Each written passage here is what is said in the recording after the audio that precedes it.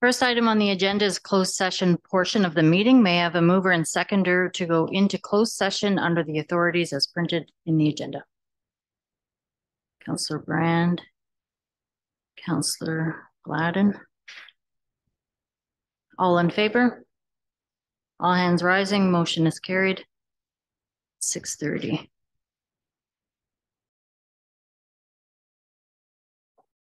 Okay, report from closed session. Minutes were approved and discussed personal matters. That's the report from enclosed. Time being 7:02, I'd like to call this meeting to order. First item on the agenda is the traditional territory acknowledgement, followed by a moment of silence. Council of the Township of Red Rock hereby acknowledges that we are on the traditional territory of the Robinson Superior Treaty, and that the land we gather on is home to the Red Rock Indian Band, the Anishinaabe, and the Métis people.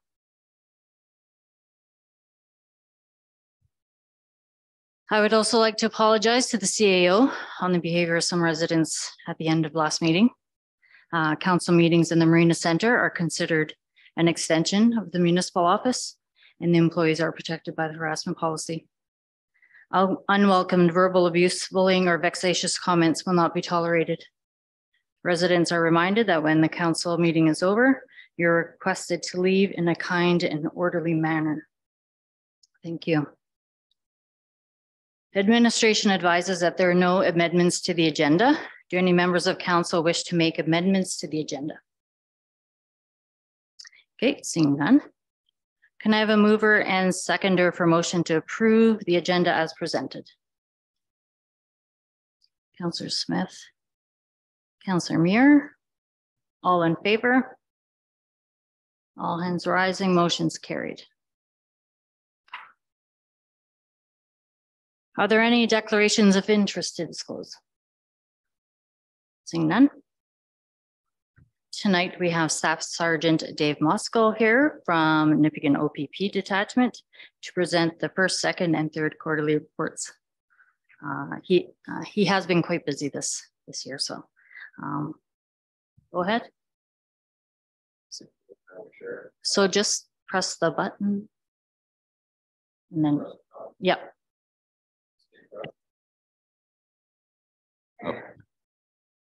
Thank you, Madam Chair, and thank you to the new council for the opportunity to attend. There's some new faces here, so I'll introduce myself. My name is Staff Sergeant David Moskal. I have over 35 years of policing experience in this region. Started with Canadian Pacific Railway Police and policed in this area for 10 years, and then subsequently went to the Ontario Provincial Police and have spent pretty much my whole career here. Born and raised in Thunder Bay, and I kind of grew up at Stewart Lake. So I recognize a lot of names from road signs I've seen over the camp signs I've seen over the years. Madam Chair, I can go about this two ways. We can go through the first, second, or third reports individually. My plan was to go to the third report because it kind of sums up year to date. I'll leave it to your discretion on what you'd like to see. I think you can go to the third one, and if anyone has any questions, then we can.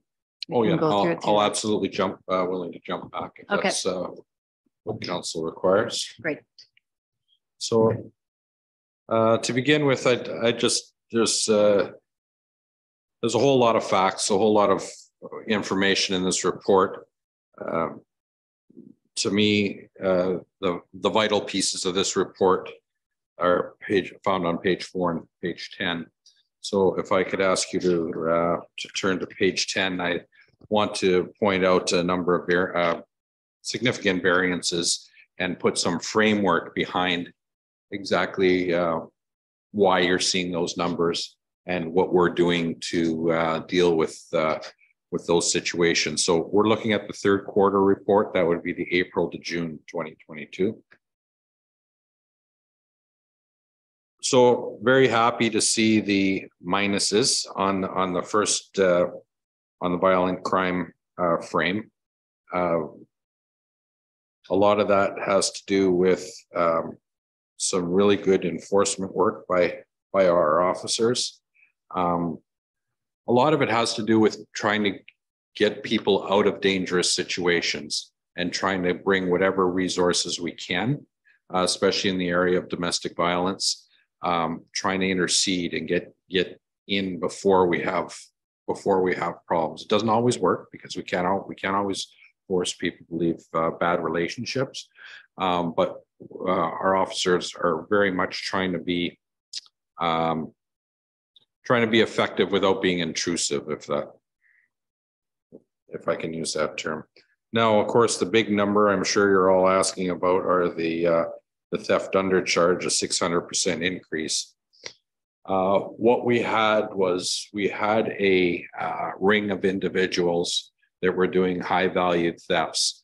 One of the individuals was not from here, but he managed to gain employment at various companies working within our cluster. So there was a lot of cross-pollination between Red Rock, between Nipigon, and these people were moving between the different communities within the Nipigon cluster, if I can refer to that, because that's my detachment, is the Nipigon detachment. But so that cluster would include Terrace Bay, Scriber, Nipigon, Dorian, Hurricane.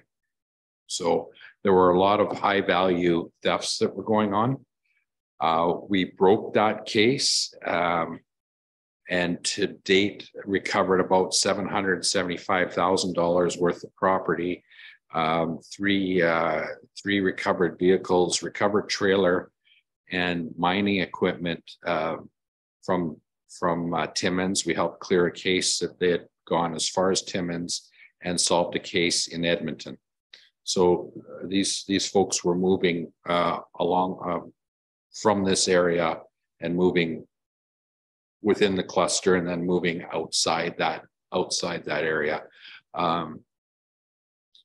We've broken that, and we're in the process of really tracking down where all the property's from, trying to get owners engaged as quickly as we can to get that property returned. We are also in the process of writing search warrants, and we are still executing search warrants based on that investigation. So you're going to see some more numbers probably in the last quarter report, because we still have work to do. We're still writing warrants. We're still doing a number of different investigative pieces to that puzzle, if you will. So are there any questions so far on that first little block of information? Nothing? Okay. So if you refer to page 10 of that same report, there's a couple of little pieces that I just want to speak to. So those theft over and under numbers are going to be captured in that first part of the report on page 4. So you'll see that in 2022, those numbers are high. Again, it was mainly one group of individuals who are in custody, by the way. We actually got a judge to actually keep them in jail, which is kind of cool. Because typically people commit crimes and get released right away, and you see them walking around the street, and you usually get a phone call to detachment going, what the heck's going on? Again, that goes beyond the scope of what we do. Once we get those cases to court, then the courts decide how they're going to proceed with that. Mischiefs down. Domestics stayed the same 2021 or close to it, a slight drop. And our alarms looks like standard between 2021 and 22. And then on page 11, our ride programs, and I'm sure you've seen our officers, or if you haven't, you will.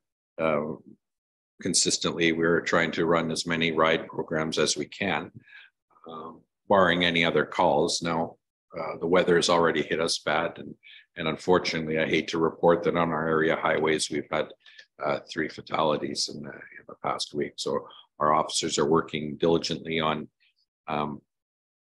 the traffic investigation does not stop when we clean up the highway.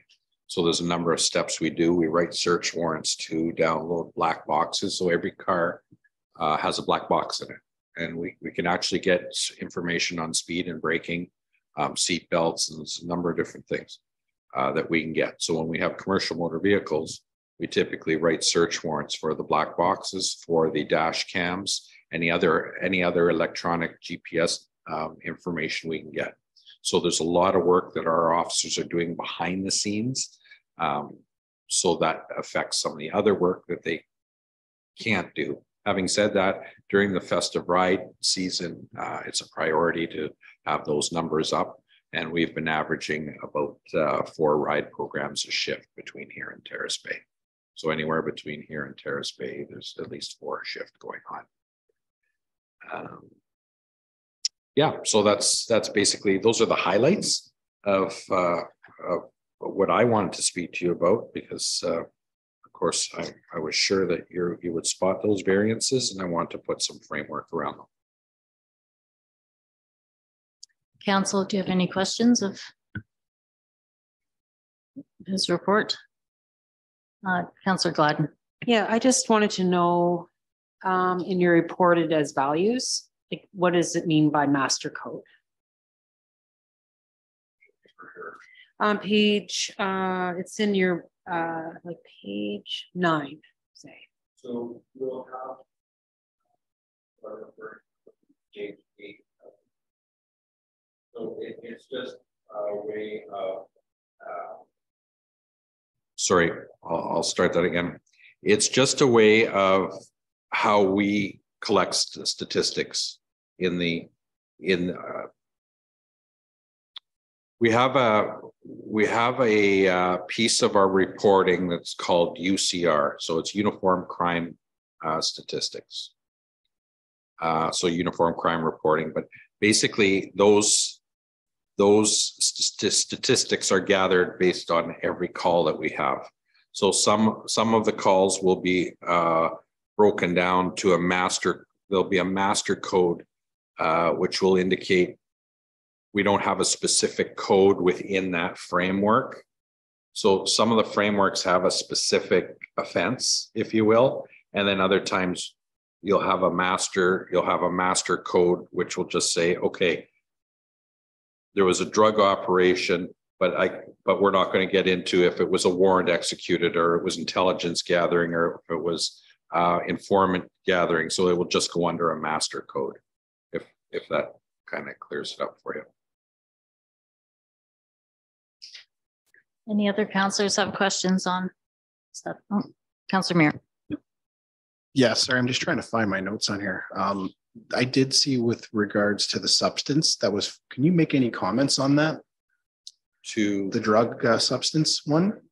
Okay, the methamphetamines. If you just refer to the page. Yeah, that's what I'm trying to find. Help you out. So on page 9, it has the, on the third report, it has the drug master code. But yeah, I saw it. I can't remember who reported on. I can't find my notes now, but it did make a reference to methamphetamines. I can only think that there's sometimes that we have, there may be a classification between opiates and synthetics. Okay. So that it could be that. But if you. Yes, so that's on reports because it's on it's 8 of 13 where it says trafficking other controlled drugs in 2022. And then page 6, yeah, it does break it down to right there. Possession, methamphetamine, crystal meth. Yeah. Okay. So that would be different. So they'll break down that different than opiate. I guess my question is that no longer a threat anymore? Has that been neutralized, so to speak? Do we have to worry about that? It's always a threat. Yeah. It'll always be a threat. It's a threat in a number of ways. It's a threat to our communities. It's a threat to the violence that brings. We had a shooting in Herkett in March that I was involved in. So you never know, right? The drug trade in general is a threat. And until I'll leave it at that. I have my own personal comments on how that should be handled. That's way above my pay grade. So I'll leave it at that. But if we ever have a drink one night at the Legion, we'll share our opinions on that. I think unfortunately it's just alarming to see that in our reports, right? Yes. Even though we're a small community, we are affected by Yes. the drug trade and all that is encompassing as in. And it's there's an effect to our personal responder or our first responders because we don't know what we're getting when we go into a car, and we've had a number of significant roadside seizures in the last year, probably about 10, that we have taken either significant amount of guns, drugs, or in some cases people that were being trafficked. So there's a whole bunch of different pieces to that, but our officers are handling substances, our first responders are handling substances that they don't know what they're dealing with. And sometimes the people involved don't know what they're dealing with because they've been asked to mule this from Toronto to Thunder Bay or wherever the case may be. They don't even know what they have on board. So yeah, so there's a number of moving pieces to that that just brings no good to the community. You're welcome. Councillor Smith. I don't know if you'll have the answer to this or not. We're well into Q4, and I just didn't know if you would have any view on what our numbers are looking like this quarter in comparison to Q3.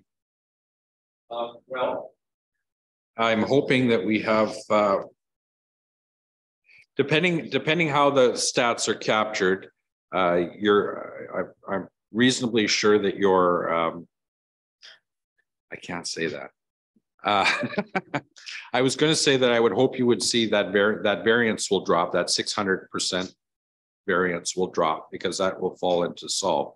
The difficulty is we're still writing warrants on the intel that we got. So we may in fact clear more cases depending on what those warrants bring in. So it's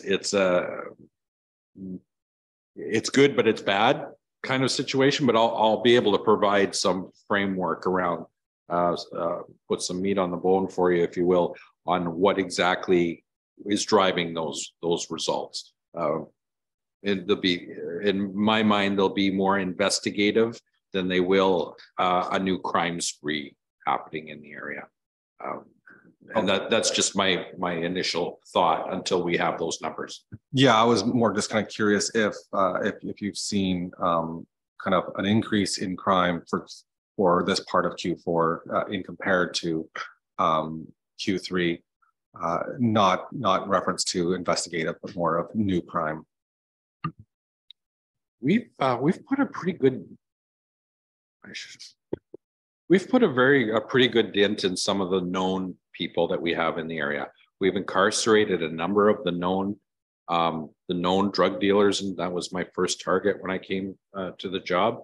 And we have locked up a number of them. And even though when they're released, we do compliance checks on them. So we identify who these people are, what the conditions are. We're advised by the courts what the conditions are, and we actually send officers to go and check and making sure they're abiding by their conditions. And if we see them breaching those conditions, they're rearrested. So most of the individuals that we've identified, they know who they are. We know who they are. It's a small community, but we've tried to put a lot of pressure on them. I can't promise you that the courts will back us up on everything that you can do. What I can promise is that we're doing our very best to make life uncomfortable for people to do their business in this town that are not abiding by the law. And that's the best I can give you at this time. Any other questions or comments? Seeing done. I know all first responders are pretty superstitious, so there's wood in that table. Thank you, Staff Sergeant, and we look forward to the next report. I look forward to presenting it. I hope I have some more good news for you. We'll keep on top of it. Safe travels tonight.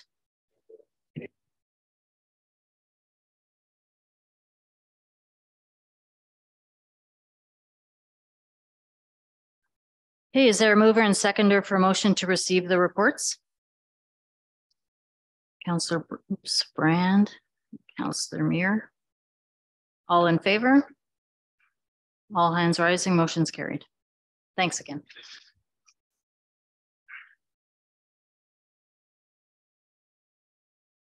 Minutes of the last regular meeting, November 21st, are at items 5.1 of the agenda. Are there any errors or omissions to note in the minutes?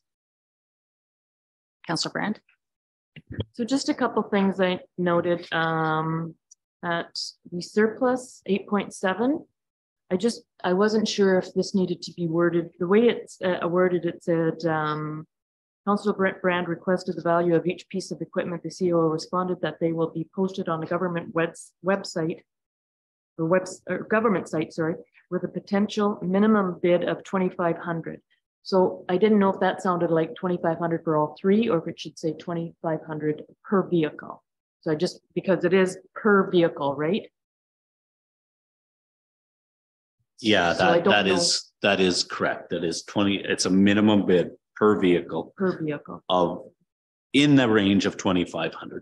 Yes. Yeah, so I didn't know if that needed to be clarified, or would somebody read this thinking they're going to be able to get 3 vehicles for $2,500. That's all for that one.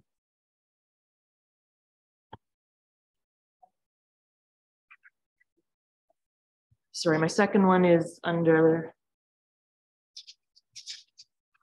8.8, report on items from Councillor Muir regarding the discussion on the taxes. It's missing in there that we had asked for a definition on what a farm was. And I thought I had also asked or requested copies be provided to council regarding the bylaw and minutes from 1989 when the changes were made. Well, first of all, generally speaking, I do have notes based on the farm as well as 1989. Again, this is going to be a process. I mean, the minutes are general. The direction was given for farm, but we will put a detailed plan together and a detailed study. So again, it's up to council. The minutes are there. If council wants to pass the minutes, then we pass the minutes. But we certainly have note of what was asked of council, and we're going to be working on putting a plan together. Any other questions or comments about the report? No. Okay, is there a mover and seconder for motion to approve the minutes at items 5.1? Councillor Gladden, Councillor Smith, all in favor? Against? Motion is carried.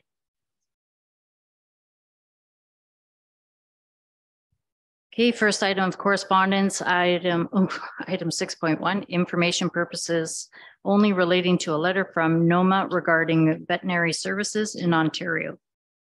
Do members of council have any questions?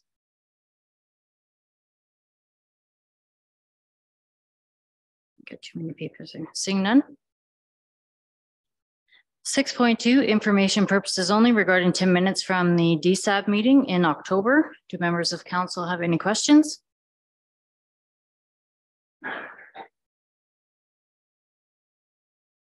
Okay, seeing none. Item 6.3, information purposes only regarding the news release on road safety in the north. Do members of council have any questions? Councillor Brand? Not so much a question, but I ran into Mayor Landry, who advised that, I don't know if you spoke to her, who I can't remember the exact number, that has been now taken away from Northern Ontario and diverted to Southern Ontario regarding these road conditions.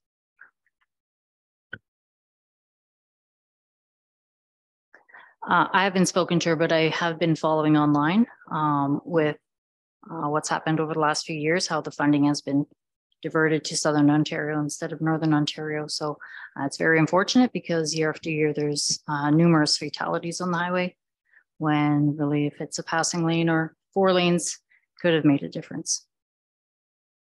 Any other questions? Oh, Councillor Mayor. Yeah, I think it's a good start. I think there's things that are missing. We still have, there needs to be some more accountability from our transports that are going through, but I think clearing the road, I haven't driven it. Mark, have you been driving it? How has it been? Is it meeting expectations? Well, I think it's, I mean, as we roll into winter, it's always, and I mean, it was referred to tonight. We've had some deaths in the area already. I mean, it's a tough situation. I mean, generally speaking, they haven't been all that bad for me this year, but when you look at some of the statistics already, there's general concerns for sure. I did notice that, you know, when I drove them regularly, there were spots, right? And then, so it's like I said, it's a good start, but I think this is just a start if they want to get the roads fixed up. Seeing no other comments, we're moving on. 6.4, information purposes only regarding the new Critical Minerals Innovation Fund. Do any members of council have any questions?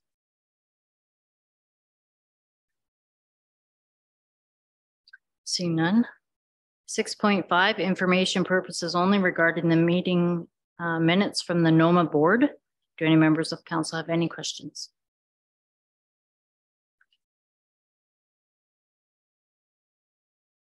Seeing none. Next item is correspondence. 6.6, information purposes only regarding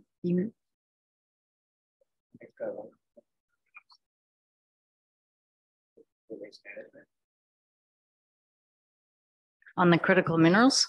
Yeah, no one. 6.5. Yeah, I just wanted to point out that it said right there. Just put your mic on. That's after our we had that brief there from the waste management that there are now multiple First Nations that are saying they're not going to accept the waste. So I was glad to see that on there.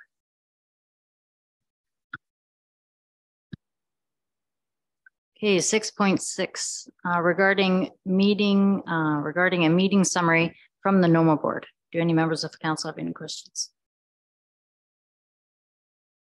Councillor Smith.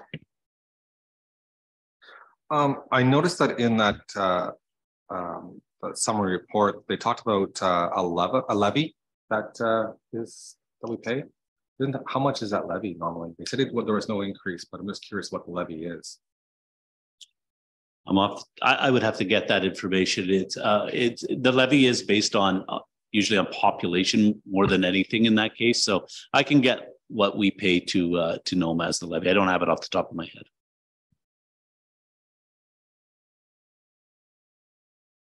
Any other comments on the correspondence? Okay, 6.7, information purposes only relating to the learning session or council hosted by NOMA. Any members of council have any questions?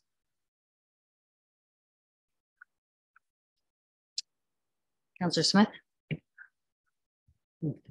Do we have anybody attending that?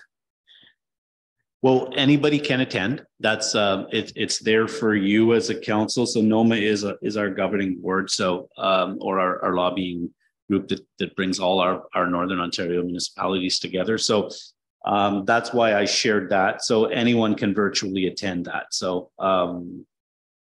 it's totally up to you on that. It's nothing you have to attend, but if you wanted to kill a couple hours in a virtual Zoom, going through some of the issues that face the region, then that's there for you.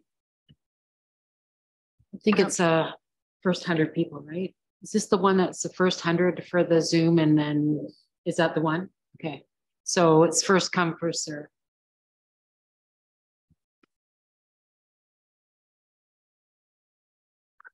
Okay, first item 8.1 is a report on administrative activities. Do any members of council have any questions of Mr. Figlamini on his report? Councillor Brand. Well, again, I can't ask questions when I don't have details. So if you can maybe just give me some idea as to what some of these activities entailed, please? So the day-to-day of what I'm doing is what you want in the report, is that?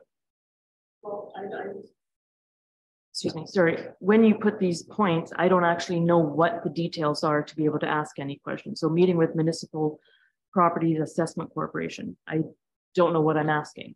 Am I asking, did you arrange an appointment for these people to come and talk to our community? So if there's just even a few more tidbits of information, then I can answer proper or ask proper questions. Okay, so through the chair, I can read or go through the report, and then if there's any questions, we can go through it that way if that's easier. So I'll skip down to so meeting infrastructure projects, water, sewer, and recreation center. I mean, we have, if they're not daily interaction, it's at minimum weekly. So we're finalizing the projects and the funding models with based on our recent water and sewer infrastructure projects. So those operate as claim-based projects. So we do the work, we pay the contractor, and then we submit for our municipal or for our provincial and federal portion of those projects. So those meetings and the reporting happen. We've got a lot going on in that department. So those meetings happen all the time based on the fact that we have to report what we want to get back in our funding. So the same for the wastewater facility. That project is hopefully coming to a close probably in the spring now, from a financial standpoint and a reporting standpoint. Community Emergency Management Committee, we had a meeting with our internal group based on community emergency management and being ready for both compliance and the event of an emergency in the community. I attended the NOMA board meeting as a representative for Red Rock. So I sit on that board as an administrative rep representing Red Rock and actually, I guess, representing communities on the Eastern North Shore. So the meeting with Impact Property Assessment Corporation was a clear discussion based on the direction from council to start a process of looking at taxation, as you referred to earlier. So that's where we started in that process. Again, that's probably the first of many meetings we will have with Impact. Thunder Bay District Social Service Administrative Board meeting, virtual information session for new members and communities. Councillor Gladden and I took part in that until the fire drill went off at the DSUB building in Thunder Bay. And that was ended at that time. I'm not sure what we're going to do to finish that meeting, but They're going to be recording the remainder of it and submit it to the people that were there. Okay. So we'll have more information. And that's a general update of the summary. I will have updates in discussion and direction on a bunch of items, but I can certainly field any questions based on the summary at this time, if that's what you like. Councillor Smith. You said you attended the NOMA meeting because you're on that board. Is there any value of anybody else from the town office attending with you at all for a backup or anything like that? I don't know if there's any value in that. So from the town office or from the town, like town council? No, like, I don't know if your backup, I know you utilize sometimes the chief clerk attends some meetings with you just so that if I don't know, you're hit by a bus or something, this, you know what I mean? Shared knowledge is what I'm looking at. Yeah, so the short answer is no. So you're an appointed member to this board. So NOMA represents the communities from, I believe it's Manitouwadge to, and I could be wrong, but let's say Fort Francis, Kenora in that. So there's representatives from communities within that group on it. And then there's representatives, what they call administrative representatives. So I sit as an Eastern administrative representative representing the communities here, along with, for example, the city manager of the city of Thunder Bay sits on there as an administrative rep, as well as the CAO from the Township of Red Lake. So the short answer is no. It's something that I have to attend as a rep. Any other questions or comments on the report? Ms. Brown? Yep, Councillor Brown. So this, I think it's attached to this particular report is the township, or is this separate? I might be getting this mixed up with the board's, Braden and Leslie's reports. It is an separate from yours? attachment to my It's your- report. Yeah. Okay, so both have done an amazing job here at getting different things going for us. One of the questions I have is, and I noticed when I went to the town office the other day, Braden's working out of the town office. Will he be working out of the rec center since he's the recreation program interim? And does he and Leslie work together in coordinating stuff? Well, I think the short answer to that is it's a day-to-day operation of where he fits into the organization. So, I mean, where he will go in the future, he's working at the town office right now because Braden is an NOHFC intern who works directly under myself as the CAO. So where he goes in the future will be a decision that I make. But at this point right now, especially early in the process, I mean, he is clearly responsibility of the CAO. So that's where he's working right now. To answer the question, do they work together? Yes. I mean, that is the plan moving forward. We've used Braden. He's only been with us. I think he's in his third week now. So a lot of it has been planning so far. But and again, he's brought in as an NOHFC intern that isn't clearly just assigned to the rec center. He's a community piece that I think we brought in because we felt it was a missing piece in the communities. Councillor Smith? Within the document, I think it was on page 2, nice to see that we re-signed the lease for Red Rock Pebble, the Red Pebble Cafe. Did that lease agreement change at all, or did it remain the exact? Were there any changes to the lease agreement, or is it remain the same as previous? The lease agreement basically remains the same. It's an annual lease agreement. There is a financial influx or an increase to it that's standard written in the policy. But other than that, the agreement stays the same.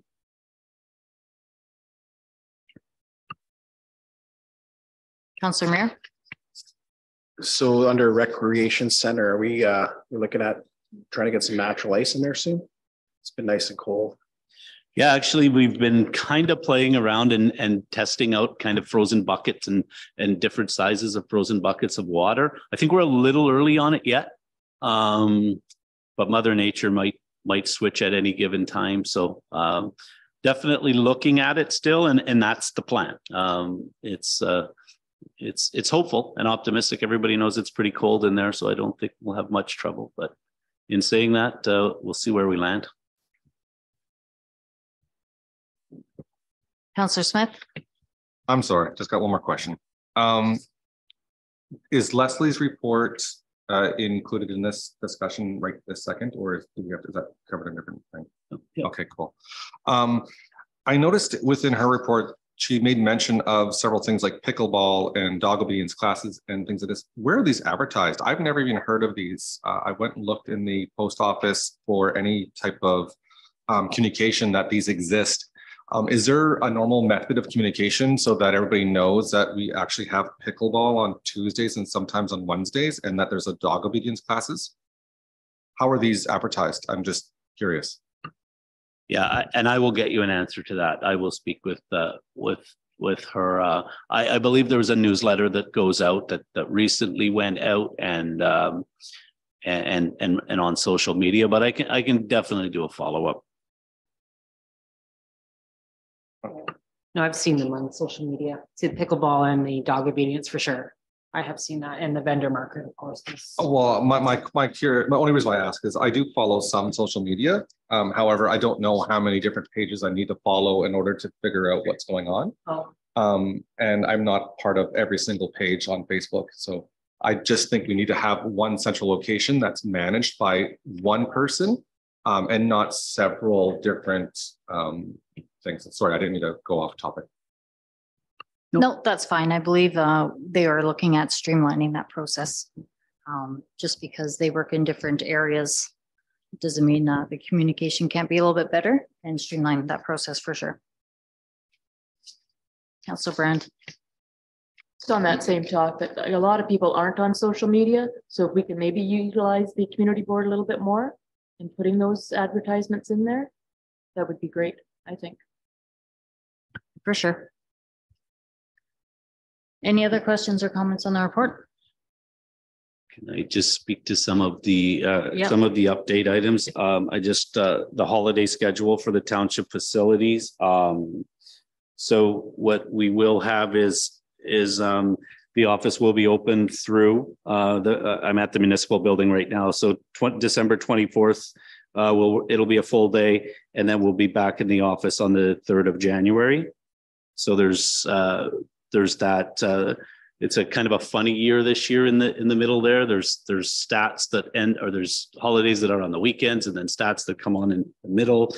Recreation Center is going to follow the same schedule, other than the fact that it will be open. We're going to try to put a promotion on or some kind of ability for the building to be utilized by the children in that. So it will be open on the 27th and 28th. Dates will still be to be confirmed, but that's the plan. The landfill will be closed on both the Saturday, December 24th and December 31st. And this building will be closed exclusively through, similar to the Marina Center. Councilor Mayor. So our next council meeting wouldn't be January 3rd? That's coming up. Oh, okay, gotcha. 10-4. Yeah. So I can go right into that because it's at the training orientation kind of thing, Councillor Muir. But so what my suggestion to go right into January meetings would be one of two. We went to one meeting on the 16th, or we switched to a second and a fourth and had one on the 9th and the 23rd. So either option, but of course we wouldn't be able to have the first meeting in January because we wouldn't be able to put a package together for timing. So those would be the two potential options that I would say would work. So again, either switching to the second and the fourth Monday, which would have us on the 9th and the 23rd, or simply having the one meeting in January, which is on the 16th. So historically, the municipality has always gone with the one meeting on the third week or the second meeting of the month, because never mind that the municipal office is closed, government's closed for that. Yeah. So we're not going to receive any of that correspondence. So we can, do the whole thing and then have a 20-minute meeting where we can. And that would be my suggestion, because you're right, things will completely shut down through the holidays.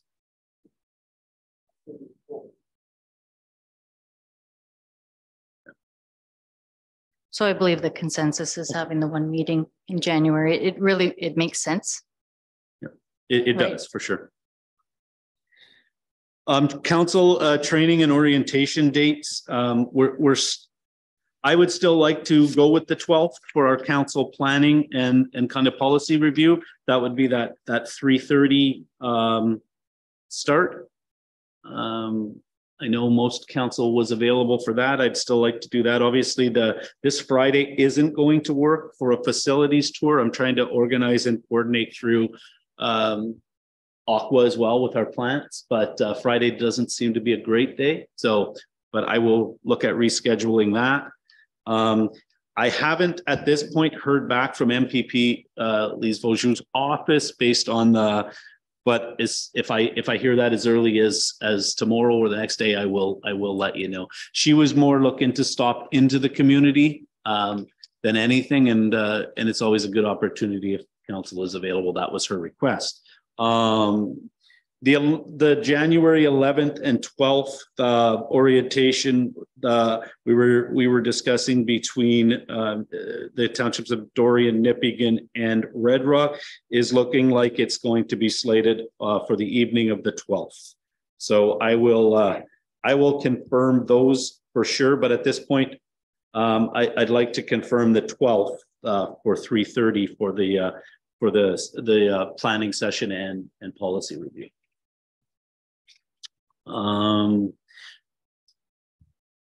2020 annual tabletop exercise. So we are our community emergency management group will be traveling to Nipigon on Thursday this week, where we will be partaking in an annual tabletop study.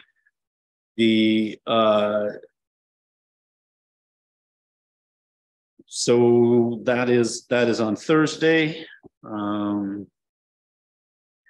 There was a request for department head updates from the last council meeting on information from them not being here and me not reporting. I think basically I can report that the duties of the fire chief fire hall are basically your regular routine maintenance on both vehicles and equipment.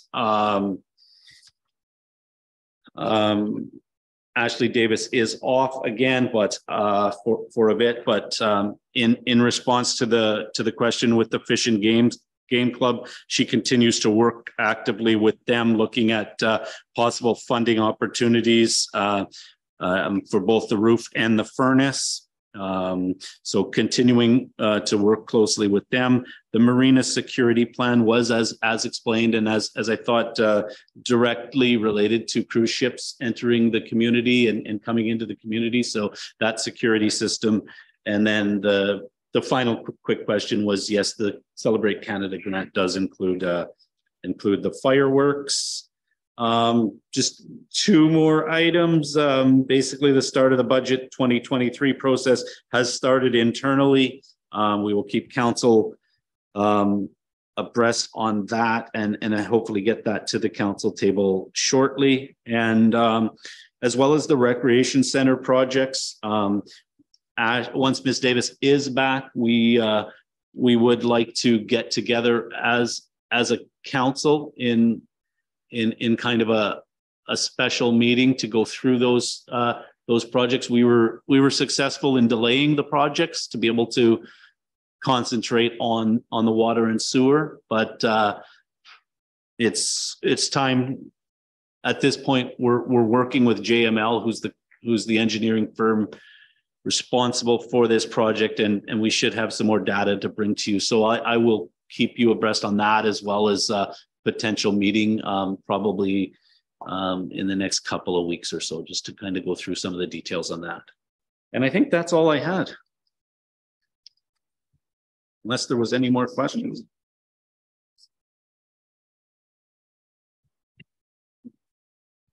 Seeing no other questions. Do I have a mover and seconder for a motion to receive the report? Councillor Smith, Councillor Gladden, all in favor? All hands rising, motion's carried.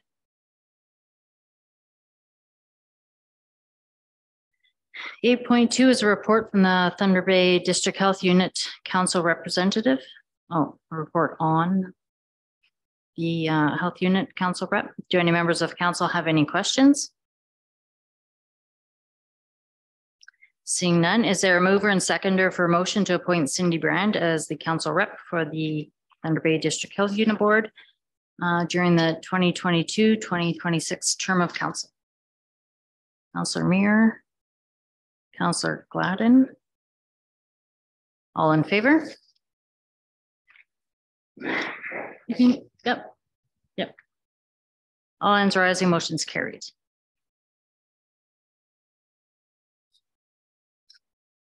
Okay, 8.3 is a report on council committee representatives. Do any members of council have any questions on that?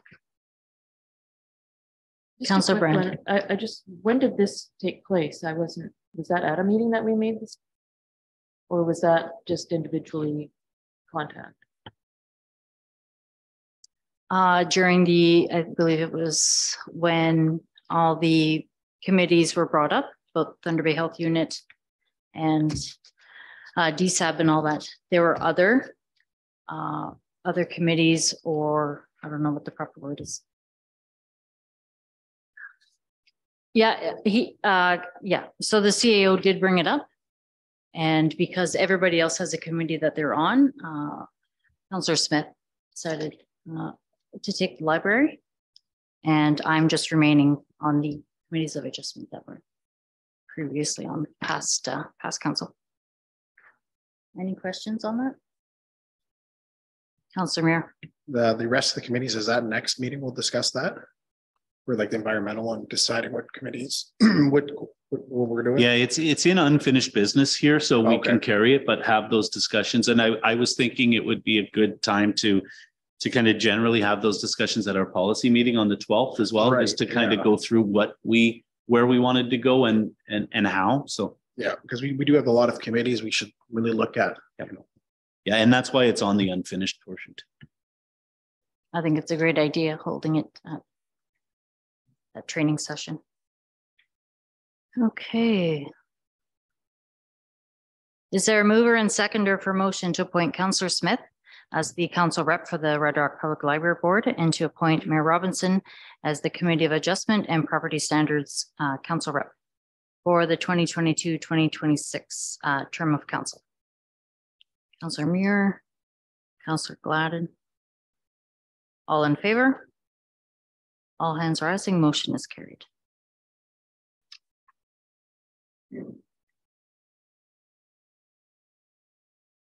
Eight point four, report on the 2023 donation to Life from the Rock, brought back from previous meeting of council. Do members of council have any questions of Mr. Viglamini?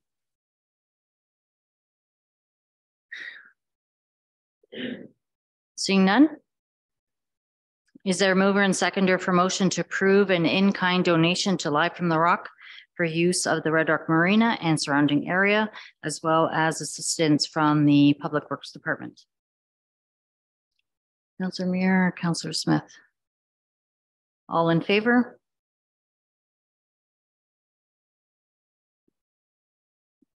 Opposed? Were you in favor? Sorry, I missed your hand. Okay. All hands rising, so motion is carried.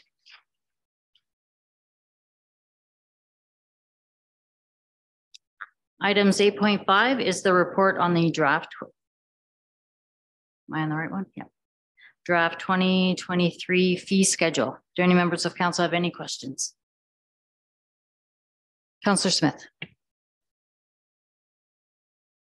In the fees and services, there was two new ones added there for billing history inquiry and real estate admin fee. The billing history inquiry, are we charging $35 just to get a history of our bill? So this is an initial draft. It comes to you with recommendations. So what we'll do is we'll bring this to you now. We can obviously add and or delete to this document, and with hopes of bringing it back prior, hopefully the next meeting, if not the first meeting in January, just to set our fees and policy, right? So in this, there's definitely some additional changes still to come based on some marina pricing. But to address your first question on billing on the history inquiry, it is sometimes that we do get an inquiry to go back as many as 10 years, right? Into, well, can I get a copy of my water bill for the last 10 years, for example? So it is a standard policy that we do charge for our services. So we put this on there as a new charge that could be passed by you as council if you so desire based on that. So it's that's exactly what it is. It's an inquiry when we do get that inquiry based on numerous years kind of thing based on. Is this solely based on like the billing history though? So are these records kept electronically, or if you have to go back 3 years, 4 years, do you have to like go back into a back room, or is it just purely, hey, I'm going to bring up so-and-so's name and here's your record? Well, some you might have to go back and retrieve. Others, we've had a couple of different software upgrades in the last 3 years as well, and based on billing and those structures. So it won't happen. It doesn't happen, and it shouldn't happen a lot. But if it does, it's kind of time consuming. Okay, and we're not voting on passing this tonight. We're just talking about it. Can you just clarify too what the real estate admin fee is? Certainly, it's another fee that that a lot of municipalities and it's recommended by our legal to do it, and it is exactly what you're seeing there. It's an admin fee based on the fact that when you sell property, with the work that goes through it, and then the fees you pay to your legal team, it's a way to recoup your fees. So it's exactly that. We put the number based of $1,000 based on a legal opinion that we got from the firm that handles a lot of our property sales. It's common. It's a common practice with a lot of municipalities that's happening now. Councillor Muir. So when we get to the discussion on Bill 23 under that Planning Act stuff, are we able to look at some of these fees on there and have this highlighted when it's brought, like, are some of these going to be removed? Well, we can have that discussion on Bill 23. It is coming up. There's still a lot of unknown on Bill 23. And that's why I'm looking at this Planning Act stuff. And when I read all the documentation, Yeah, I would say at this point, I mean, if you're following Bill 23, and I won't speak much to it because it is on the agenda, but I would say our fee structure right now will be okay moving forward. And I'll speak more to Bill 23.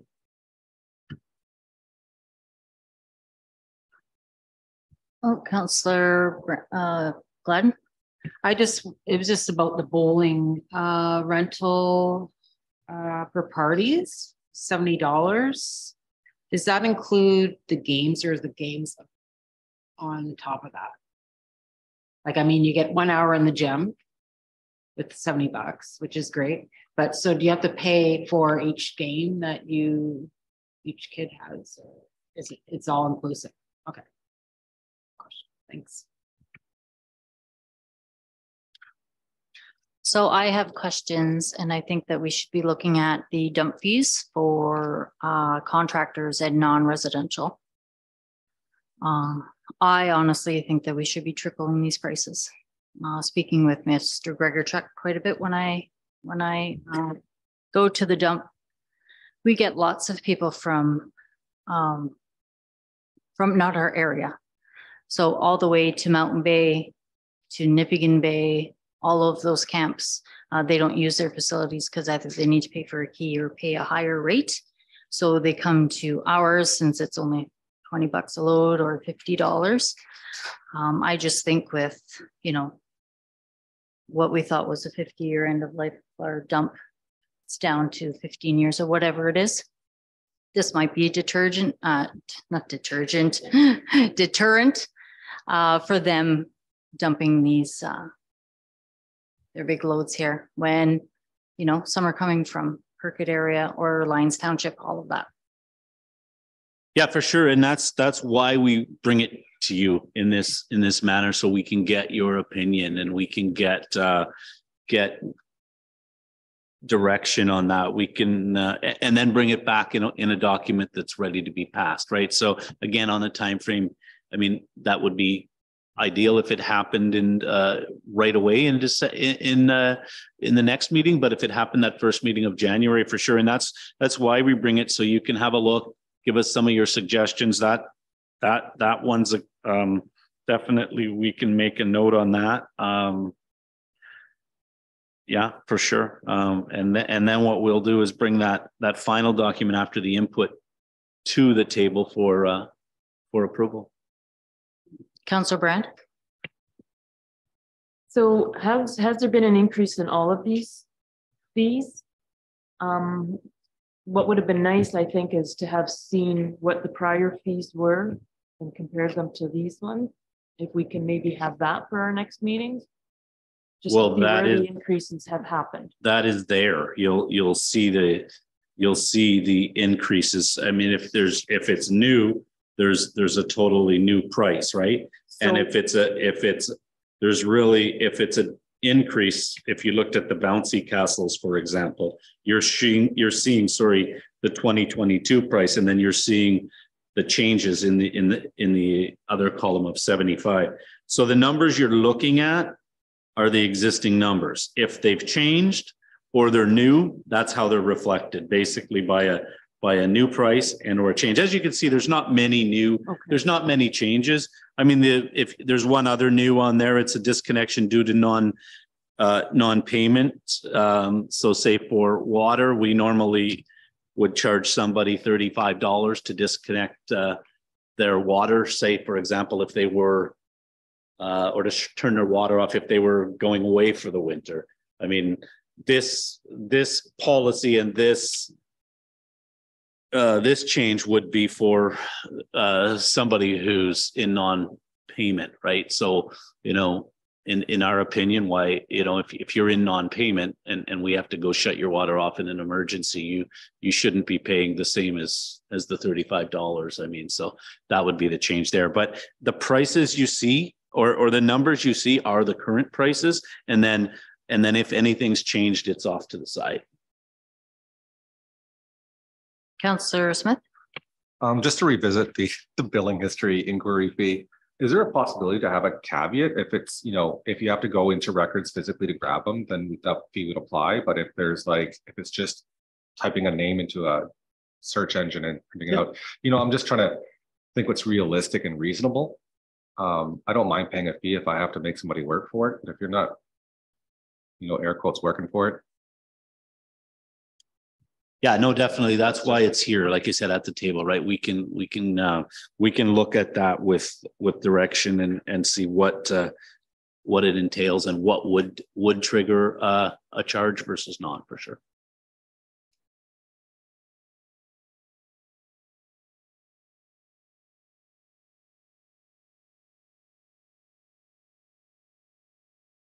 Any other discussion on that?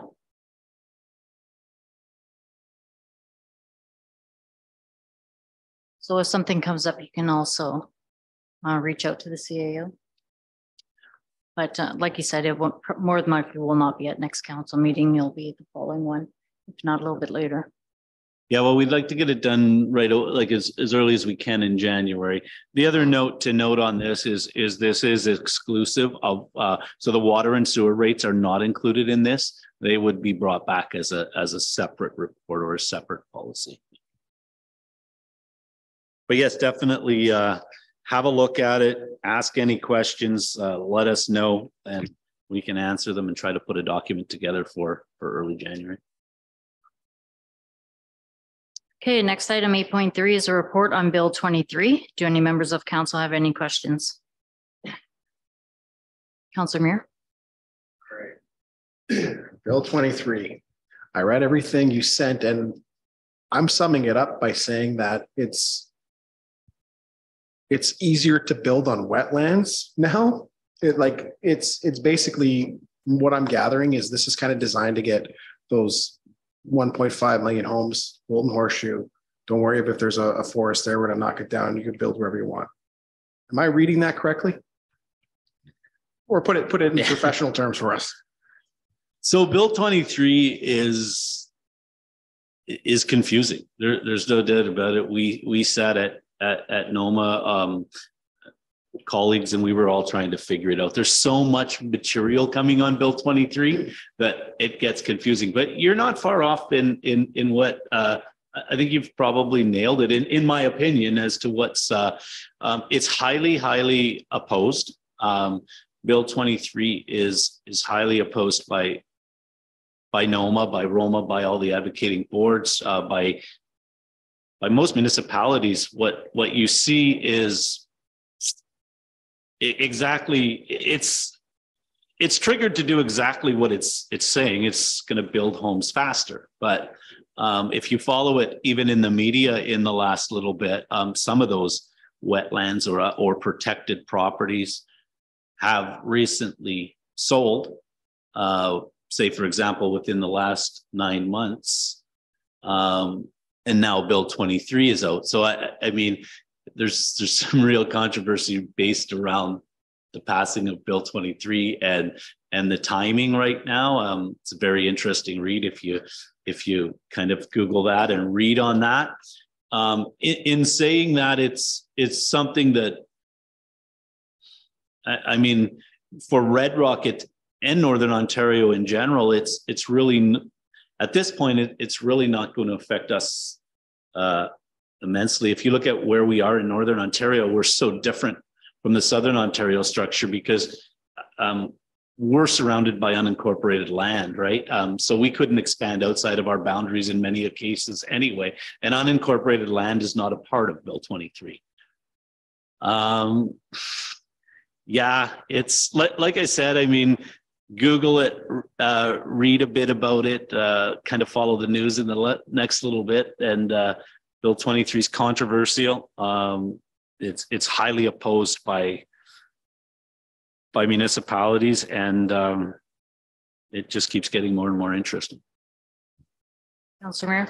Yes, I mean, there's too much red tape when you go to build something. Yes, we all know that. Like, we know that it's hard to build just a shed or something. But I mean, at the same time too, they're talking about having, you know, green initiatives, but they're talking about building different size dwellings. So I'm looking at this as well too. Okay, well, I've got a single story garage. Now, if I want to put a second story on that garage and I'm following all the building code, am I now allowed to do that? Like, can a municipality have a say over that? Obviously there's hydro lines there, so I can't do that. But I mean, the reality is, like, if I want to build another little living quarters off on my property and run it, you know, so now, I don't know. Yeah. But yeah, the point blanket was that wetlands, the forest being ripped down. But I mean, is this for our effect? Is that going to mean you could build another little dwelling on your property? Yeah, and I think the answer is, I mean, at this point, we don't know. I mean, where it's going to go. Like I said, it's confusing to say the least, because if you do get any of the corresponding emails that come out there, you're getting 3 or 4 emails on this a day, right? And you're trying to keep up on it. I laughed. There was 4 of us sitting, 4 of the CAOs from the region, and we were talking just about this at the NOAA meeting the other day, and we were all trying to pick each other's brain on what's actually going on, and we ended up having a conversation for about 20 minutes. I think we all left more confused than when we started. So Bill 23 is confusing. I don't think there's anything for us to have an immediate. It's not going to have an immediate impact on us here in Red Rock, and it's being highly opposed by both NOMA, who works as our governing board, as well as I don't know what percentage of municipalities, but it's high. Even the city of Toronto put out an opposition today asking for a delay and more study and reading on it. So, Any other questions? I believe this is going to be ongoing for quite some time. So obviously we'll be receiving reports from NOMA and OGRA and all of them on the current status of it. Yeah. Okay, moving on. 9.1 is a bylaw to formulate an emergency management plan. Does council have any questions for administration on the bylaw? Councillor Smith. I have a question, and I agree, we need this for sure. However, we've made mention in the past of people's full-time job may impact their responsibility. And my question more is to, you're the Mayor Robinson, apologies, is the head of council and has a large role in this. But as a paramedic, you may be feet on the ground in the event of an emergency. So would there be justification to have an alternate, not saying take the role, but have an alternate to cover? So in the event where the mayor is unable to perform the function because they need to perform their primary duties, so that we have somebody in place that has that knowledge and authority. End of question. So I think Councillor Smith and I briefly chatted about this today, and yeah, I did read into the document, and I agree with you. I think it may benefit us in that way, but it is clearly stated in the document as well that, and as we go through the policies and committees as per se, that the mayor transfer those duties to a designate or a representative in this manner. So I think we're covered that way, but in saying that, I think it would add benefit by having that person attend the regular meetings as well. So I think there's benefit in that, and I think that will come based on as we continue the committee's discussion, whether that's in the deputy mayor role or how council wants to go into that role. But it does clearly state that the mayor will designate that person in her absence. So I think it's key as to how we do that, and we can do that. We have the ability to make those changes within the plan after it's adopted by council. So I think that's a good idea given the status of Mayor Robinson's professional career for sure. Yeah, and I read that. It was just more of having it stated in the plan who that individual was, or even what their role is, not necessarily put a name to it in case that role changes. So it's dynamic and always evolving.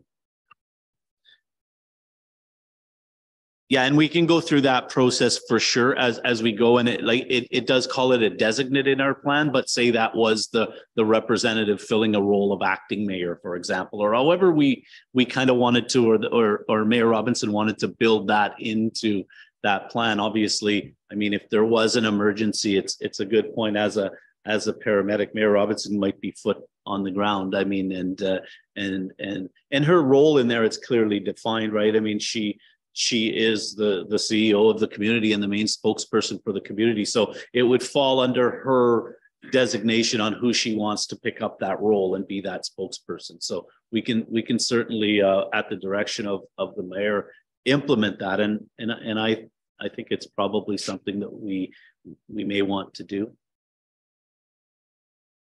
Yep, that sounds, it sounds like a common sense idea, which we should have a designate just in case. Councillor Brand.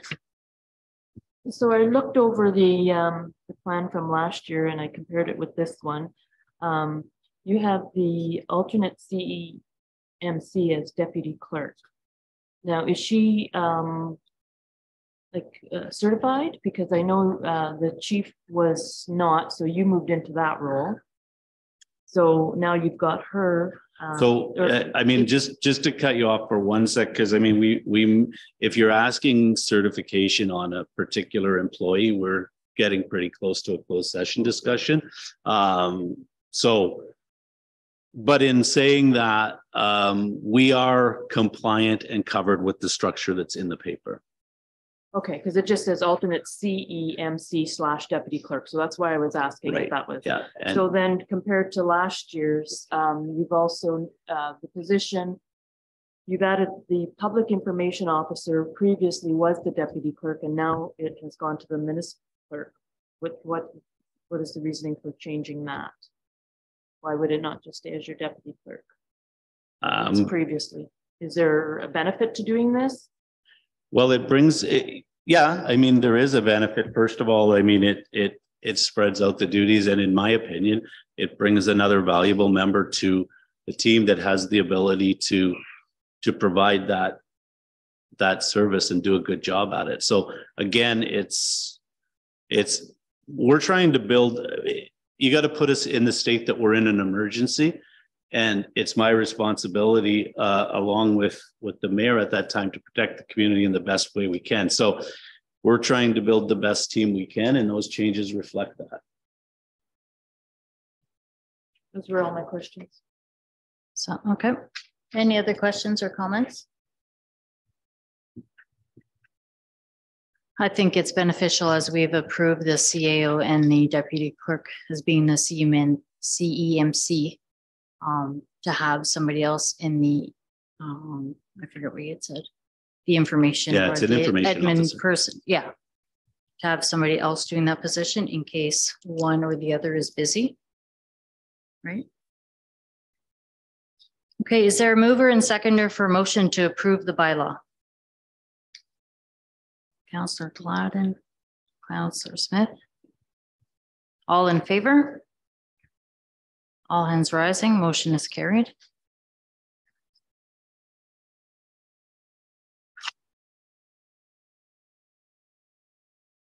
Okay, items 11.1 to 11.4, unfinished business. Do any members of council have any questions relating to these items? Councillor Mir? Yeah, so that 11.1, we're gonna be taking care of that at that session, eh? Yes, that was the direction I was going to take. And then because they're committees of council, right? So we can have that discussion, what committees we or you would like to have, and then we can bring them forth from there. So I think that's a good time for it. 11.42 then can be determined that if there's a committee or whatnot, right? So those two items right there will be addressed. Yeah, so 11.4 is just a little bit different because there is a process to that one. And Right. So it might not be at the stage for a committee just yet. I'll have to check with the community, with Ashley when she's back, but it does start with council. So we might just be a little premature on a committee there, Okay. but definitely it does call for a committee at some point in the process. Right, okay, sounds good. Thank you. Councillor Brand? Sorry, again, at item 11.3, the taxation, I would again like to say that I would like council to be able to see the definition of the farm and those bylaw changes in the minutes from 1989, if we could possibly get those. And I know you said you've got that in the works, but I would prefer to see it ahead of time, see what happened back then. So you want to be provided the information. It doesn't necessarily have to come to council because this is something from, okay. I just want to point out if December 12th we're meeting for training session, do we have to say that this is a closed session? Yeah, Like a training session? We have to pass a motion on that? No, it would No? be an information session, which we do have the ability to go into Right. closed session for an information session. So Okay. we would have to publicly announce that and then go into a closed session. So under the act, we can go into closed session for an information session. So that's basically what we're doing in that case. Okay, we don't have to write a motion for that. Okay, just to be clear on that. Yep, Councillor Brand. Sorry, under item 11.1, at the last meeting, Councillor Muir had brought forward an infrastructure audit committee and he was referencing the French River. And I thought you were going to provide some information on that. Or am I No, not correct on that? I could send that stuff out to everybody. Okay, That was All right. for the committee. Public Works Advisory Committee, yeah. Okay, okay, thank you. I believe we'll talk about all of that stuff and see if bring any kind of committees in the future and what we have right now and actually go through what's actually needed and required for Red Rock. Okay, any other questions? Seeing none. Bylaw to confirm proceedings of council. Can I have a mover and seconder for a motion to pass the bylaw? Councillor Muir, Councillor Smith, all in favor? All hands rising, motion's carried. Time being 8:20. There's no further business to tend to. The meeting is adjourned.